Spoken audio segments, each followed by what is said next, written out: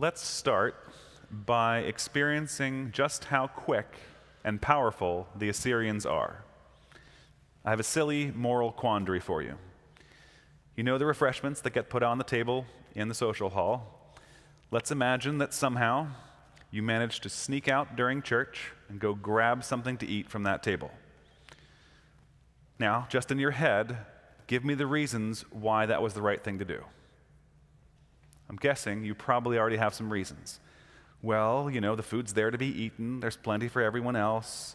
It'll help you last through the service without falling asleep. Your brain comes up with reasons. Now, let's imagine that you stayed in church like a good person, but somebody else went out and snuck something.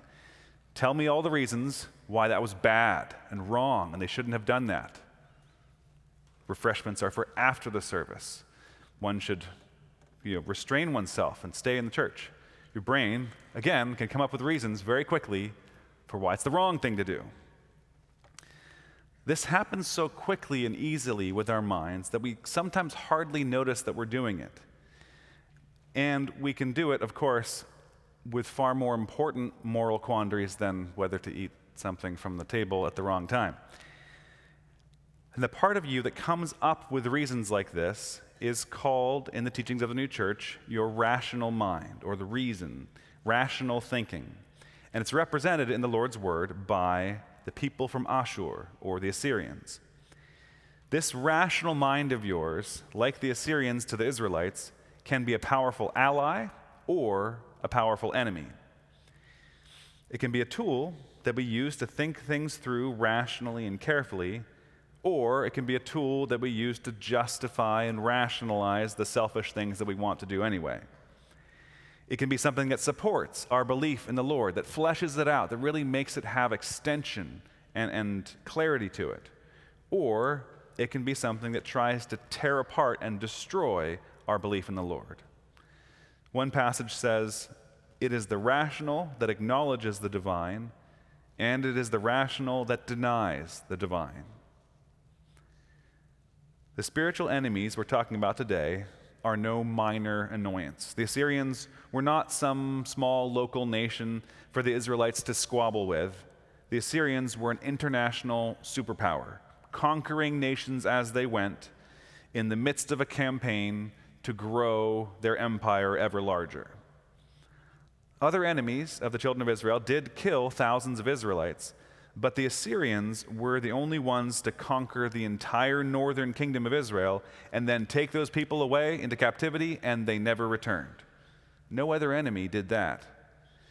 And over the generations of the human race, the spiritual Assyrians have the use of reason and rationalizing have captured the minds of many people and led them far away from the promised land to a place of rejecting religion and rejecting the Lord. But part of what makes it so difficult is that the spiritual Assyrians can also be a tremendous force for good. We need the Assyrians as part of our spiritual landscape. We're not supposed to just have blind faith. "Come, let us reason together," says the Lord. But within ourselves, it can be hard to tell sometimes whether we're dealing with Assyria, our spiritual ally, or Assyria, our spiritual enemy. So let's see what we can learn from our lessons. By the time the Assyrian army came to besiege Jerusalem, Assyria had been around a long time. It's mentioned all the way back in the 2nd chapter of the book of Genesis as where one of the rivers that leads out of the Garden of Eden goes to the land of Assyria. And Assyria had various periods in its history. At the time of our story, Assyria is pretty much at the pinnacle of its empire, the pinnacle of its power. We're picking up the story after the Assyrians had conquered the northern kingdom of Israel and then have come south to conquer the land of Judah. And they've already captured some of the key cities in Judah, and now they're moving on the capital of Jerusalem. At first, King Hezekiah has tried to keep the Assyrians happy by paying them money, including taking silver and gold from the temple, even stripping stuff off the doors, and just giving money to the Assyrians, trying to keep them away. But then it seems that Hezekiah may have been planning to try to fight back against the Assyrians with the help of Egypt, perhaps, And so the king of Assyria sends a heavy army and some of his officials to speak on his behalf to Hezekiah's officials and accuse him of trying to rebel. The main spokesperson is this person called the Rabshakeh, the cupbearer, but the mouthpiece of the king of Assyria. And he is full of arrogance and contempt. He says, "What are you trusting in? That means you're resisting our attack. You have plans and schemes. Those are just a bunch of words. Egypt's going to help you? If you try to lean on Egypt for support, it'll be like leaning on a stick that breaks and then stabs you in the hand. You're trusting in Jehovah. Didn't Hezekiah just get rid of all the high places and things to Jehovah?" And let's just pause here in his list of arguments. Hezekiah has been a good king, better than so many of the kings that came before him, because he got rid of altars and he got rid of the high places. So often in the books of Kings it says if a king was sort of okay, but he did not remove the high places. Hezekiah removed the high places. But Rabshakeh is using this against him, saying, "Hey, hold on. Jehovah's going to look after you. Didn't you just get rid of the things that you worshiped Jehovah with?" He knows all the things to twist and try to make an argument against Hezekiah. And then Rabshakeh says, "Look, we'll even give you 2,000 horses for your army to use, if you have enough people to put on the horses, and they'll still have no chance against our armies. And by the way, in case you're wondering, Jehovah actually sent us to conquer you." So yeah, the Assyrians, especially when they're talking to us inside our own heads, they know everything. They've got all the intel. They know our doubts. They know our areas of insecurity. They know all the same religious ideas that we do, and they can use all these things against us, twist them, bend them, reinterpret them, so that they all seem to be fighting against us. And the impression that the story gives is that this conversation was happening just outside the wall of Jerusalem, in earshot of the people up on the walls of Jerusalem. And Hezekiah's officials are worried that the people on the walls are going to overhear this terrible stuff that Rabshakeh is saying. So they say, "Please don't speak in Hebrew, talk in Aramaic and we'll understand, and then the people won't understand." But that just makes the Rabshakeh turn his attention to the people on the wall and say, "You're the ones who are going to eat and drink your own waste if we besiege you, so you should hear what I have to say." And he calls out to them in a loud voice and says, "Don't believe Hezekiah when he tells you that Jehovah will rescue you. Make peace with me, and you can eat your own food, and I'm going to take you away to another place, but it's pretty much just the same as where you're currently living. Have any of the gods of other nations defended them from us? Nope. So they didn't protect Samaria even, who worship the same God, theoretically. Why do you think Jehovah will defend you?" So you can see, Assyria is pretty good at making a strong argument. Assyria is a direct, in-your-face, confrontational spiritual enemy. Other enemies sneak up behind and attack. Assyria shows up with a big army, confronts you face to face, tells you you're going to lose because we're stronger. And it's the same with the spiritual Assyrians. They might say things to you like this: "You know that religion doesn't make any sense, right? You know that so many religious ideas people have been proven to be false by science. You think you have facts that support your beliefs? You can't depend on those. You shouldn't trust the Lord to protect you. Let reason, the king of Assyria, be in charge of you. That's who has real power in the world. You'll have a pretty good life, pretty much identical to the life you've already been living. A life, in fact, that's way better than the suffering you're going to experience if you carry on with your religious life. Give in." So what do we do when faced with attacks like this? Well, let's reread what the people did after the Rabshakeh had said all his piece. "But the people were silent and answered him not a word, for the king's commandment was, 'Do not answer him.'" And there's a lot of wisdom in this response. Don't answer. It's what the Lord did when he was on trial and people were saying all sorts of false things about him. He kept silent and answered them nothing. And despite this, Pilate could still see that he was innocent and that the people against him had handed him over because of envy. When someone is arguing against us and attacking our beliefs, or even when those ideas are just coming up in our own mind, we can feel like we need to argue back, have good reasons, like concoct something to fight against them. But often the best approach is to start by not answering. Now, if you're in an actual conversation with someone and they say some things, it might feel kind of weird and awkward to just not say anything. And so you could say something like, I don't know, I need to think about this for myself. That's fine. Mostly don't answer is a good response. In the story, the people do not answer the Rabshakeh, but the officials do go to King Hezekiah with their clothes torn, and when the king hears what's been said, he too tears his clothes and puts on sackcloth. They tore their clothes as a sign of how upset they were, and it's also symbolic of grieving the loss of truth, when the things that have clothed us, the ideas that have protected us and given us a way to enter into the world, have just been torn from us. That's what's being symbolized here. And when we're attacked by Assyria, that's how it can feel, like everything we believed in is being ripped to shreds. It's a desperate and hopeless place to be in when it feels like the beliefs that we care about have been torn apart. But King Hezekiah did the right thing. He sent his officials to go tell the prophet Isaiah what has been said and ask the prophet to pray for them. We can go to the Lord in his word. And Isaiah sends a message back to the king saying, "Thus says Jehovah, do not be afraid of the words which you have heard." And this is a common message from the Lord, right? Don't be afraid. And it's worth trying to remember in this specific circumstance, when we're dealing with these reasons that seem awfully strong. You don't need to be afraid of those words, afraid of those ideas. They're not actually new. The Lord has been dealing with arguments like this for as long as human beings have been around.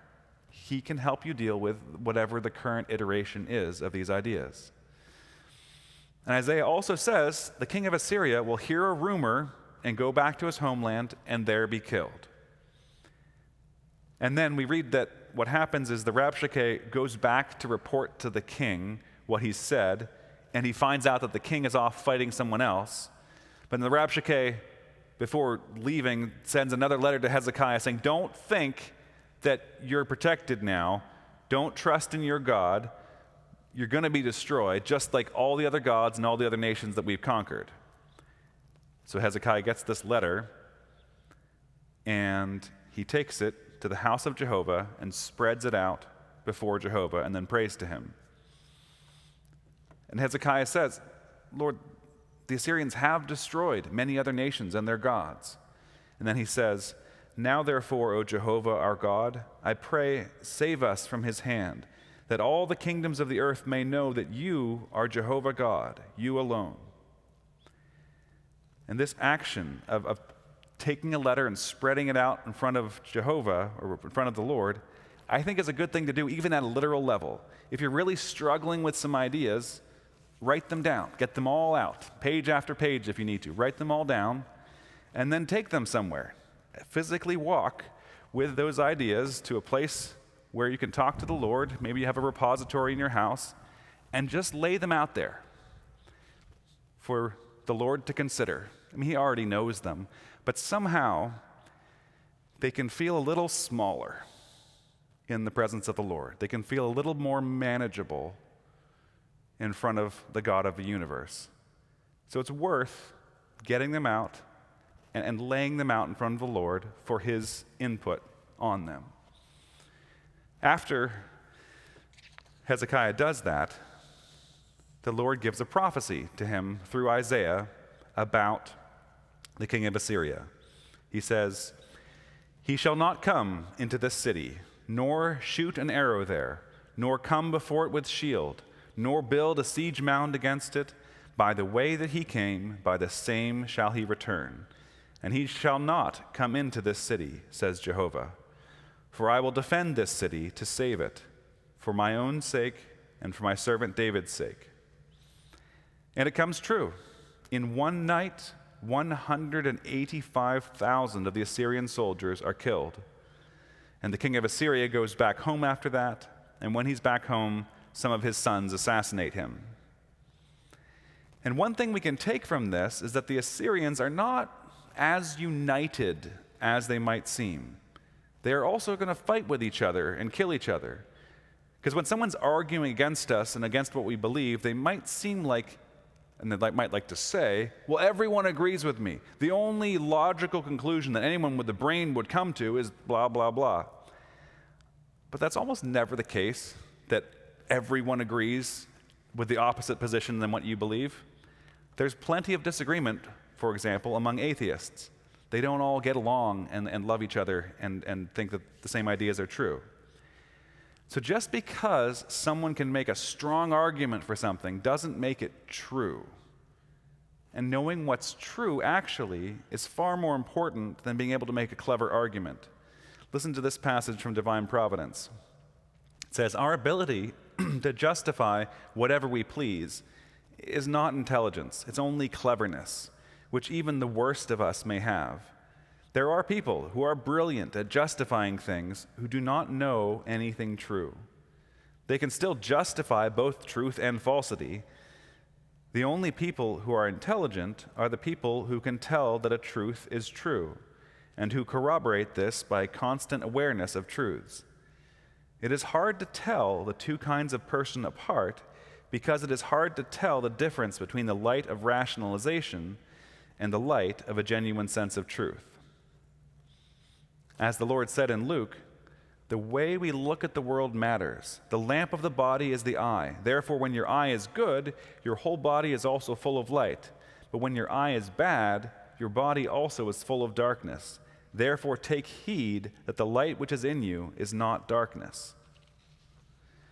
Now, Isaiah's prophecy also tells us how Assyria should be handled. The Lord says this to the king of Assyria, "Therefore, I will put my hook in your nose and my bridle in your lips, and I will turn you back by the way which you came." We should maybe think of our rational mind as a powerful but somewhat ornery horse that needs to be controlled. It's a strong horse that can run fast, but it doesn't get to decide where to go. Maybe that's a way of summarizing this talk is, don't let the horse decide where to go. Let the Lord put a ring in its nose and a bridle in its mouth and turn it in the right direction. Our rational mind can come up with all sorts of reasons why religion and following the Lord are dumb, and our rational mind can come up with lots of reasons why following the Lord is the right thing to do. Allow the Lord to point your horse in the right direction. The passage we read in our lesson says that in a positive sense, Assyria can mean true reason in a member of the church, which allows the person to see truth and goodness clearly. Let's use it for that. Along these lines, let's read again the beautiful description from Isaiah about Egypt, Assyria, and Israel all working together. It says, "In that day there shall be a highway from Egypt to Assyria, and Assyria shall come into Egypt, and Egypt into Assyria, and the Egyptians shall serve with the Assyrians. In that day Israel shall be a third, together with Egypt and Assyria, a blessing in the middle of the land, whom Jehovah of armies shall bless, saying, Blessed be my people, Egypt, and Assyria the work of my hands, and Israel my inheritance." Egypt, Assyria, and Israel, or knowledge, the rational, and the spiritual, can all work together if the spiritual is in charge. That's what it means that Israel is the inheritance. The spiritual in us is the part that will rightly inherit everything from the Lord. But there's a place for knowledge, and there's a place for the rational. All three can have plenty of commerce and interaction and benefit, and together be a blessing to everyone. So, Assyria can be a powerful force for good, and Assyria can be a powerful force for ill. And when you encounter strong arguments against following the Lord, first, do not answer, then go lay it all out in front of the Lord. Do not be afraid. Ask the Lord to direct your rational mind in a good direction, and trust that the Lord really is the one in charge of everything and everyone, and he should be, and we can allow him to be. Amen.